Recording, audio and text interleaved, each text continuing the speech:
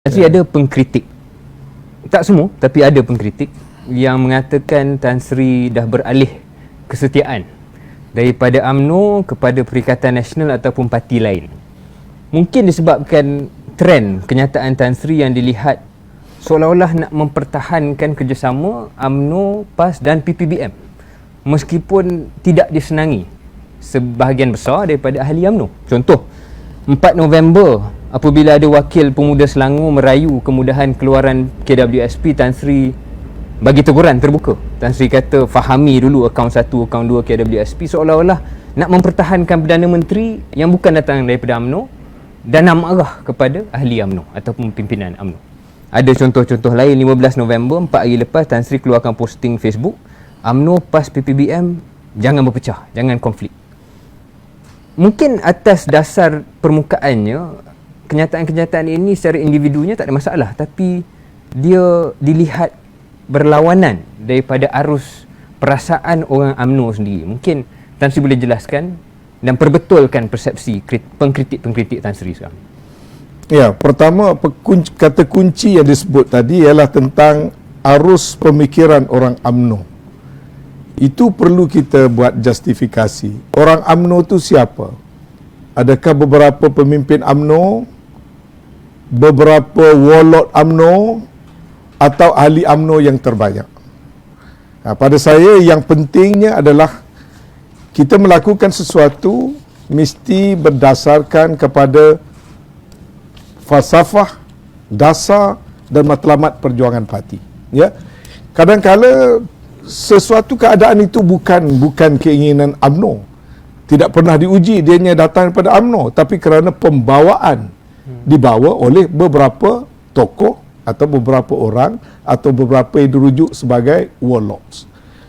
Saya adalah orang yang very simple dalam soal perjuangan politik. Ya, saya tidak berjuang atas nama mengikut mana-mana individu. Itu pegangan saya daripada awal. Saya berjuang bersama Tengku Razali, dia keluar daripada UMNO, saya tak ikut. Saya berjuang bersama Dr. Mahathir, sampai sekarang kabinet Dr. Mahathir saya seorang yang masih tetap menentang dia bila dia tidak lagi berada dalam UMNO. Begitulah seterusnya. Jadi yang pentingnya kita mesti menghayati apa sebenarnya yang dikendaki oleh parti kita, yang menjadi dasar parti kita.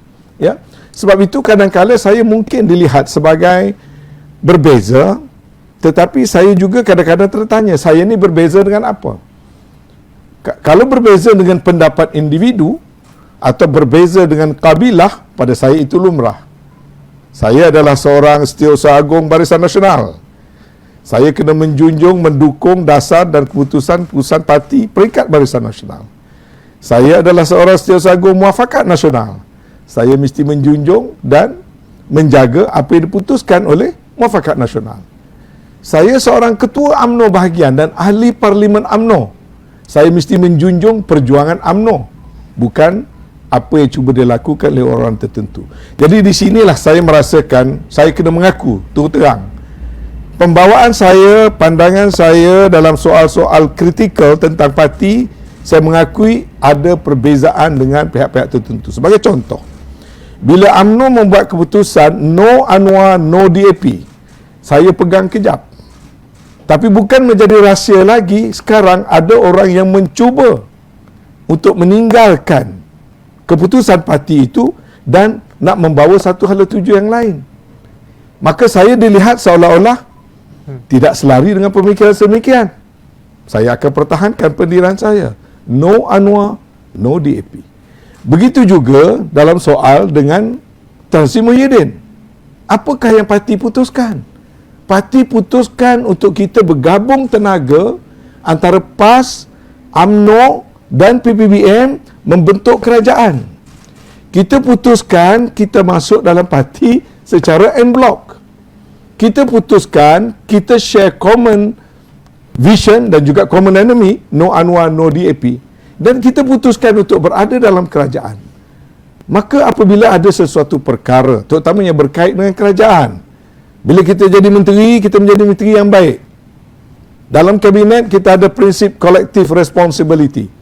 Adakah kita nak tengok menteri-menteri UMNO bercanggah sama-sama menteri dalam kabinet? Adakah nak tengok Menteri UMNO setelah bentang belanjawan go against the belanjawan? Adakah nak tengok Menteri UMNO nak bedal Perdana Menteri? That's not me. Tapi Tan Sri, kalau boleh Itu saya, ya. kalau saya boleh celah,